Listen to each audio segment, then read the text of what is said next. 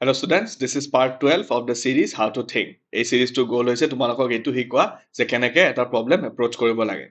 আজিৰ প্ৰবলেমটো হ'ল if 32 to the power a plus b equal to 16 to the power a plus 2b then a equal to মানে আমি a ৰ value ওলাব লাগে।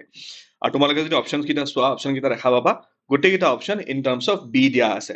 সো বেসিক্যালি আমি a আৰু b ৰ মাজত এটা ৰিলেচন ওলাব লাগে।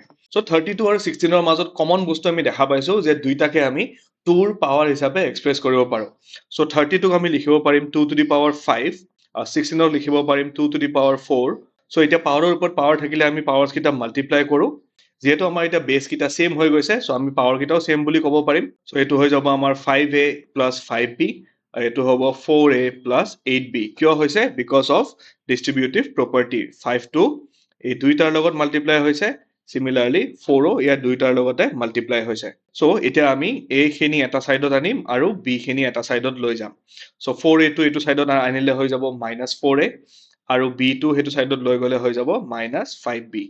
সো এটো আমি পাই গলো 5 minus 4 মানে হল a 1a আৰু 8b minus 5b মানে হল 3b। So a equal to 3b। So আমাৰ কাৰণে অপশন C টো হ'ব কাৰেক্ট অপশন। আই হোপ তোমালোকে এইটো প্ৰবলেম বুজি পাইছা।